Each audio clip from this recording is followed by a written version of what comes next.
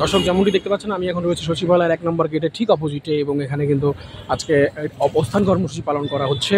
মূলত 40তম cadet sub inspector 2023-এর যে batch রয়েছেন তারা আজকে এখানে অবস্থান কর্মসূচি পালন করছেন।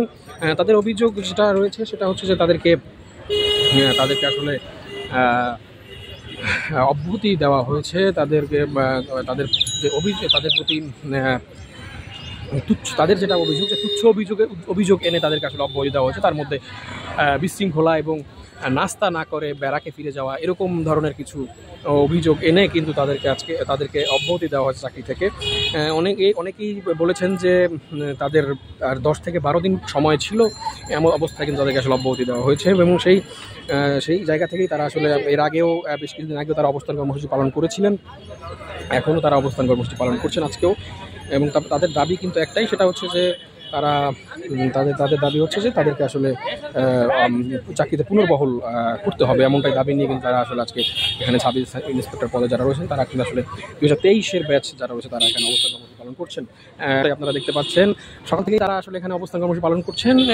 আমরা যেটা জানতে পেরেছি যে তাদের কোনো প্রতিনিধি দল এখনও কিন্তু আসলে সচিবালয়ে তারা পাঠাতে পারেননি, যার ফলে তারা আসলে ধোঁয়াশার মধ্যে রয়ে গেছে যে তাদের যে দাবি সেটা আসলে ঊর্ধ্বতন কর্তৃপক্ষ বা কর্তৃপক্ষের কাছে, নীতি নির্ধারক যারা রয়েছেন তাদের কাছে আসলে পৌঁছেছে কিনা।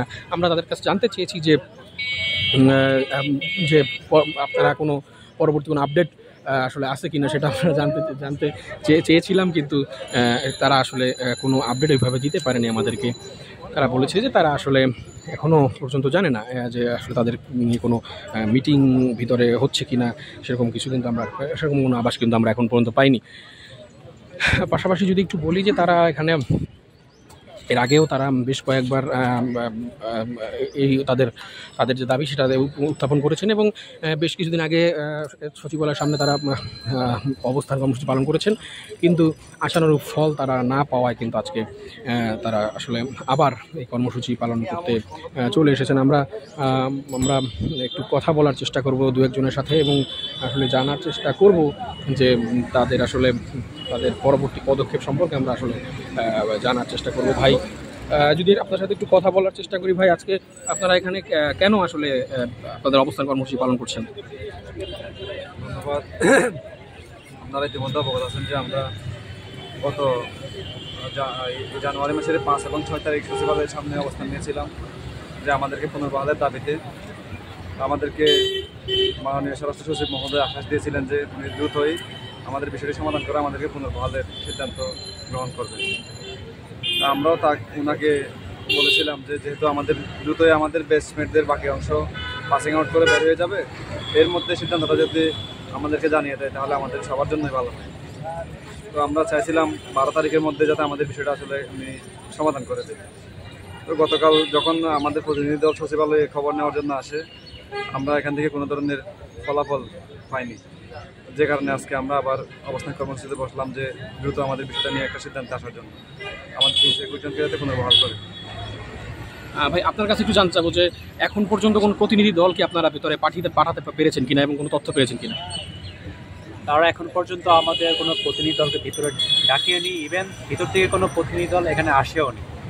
জানি না কখন আসবে বা কোনো সিদ্ধান্ত নিয়েছে কিনা তা আমরা এখনো বলতে পারতেছি না। এই জন্য আমরা এখন পর্যন্ত এখানে শান্তিপূর্ণভাবে অবস্থান কর্মসূচি পালন করতেছি।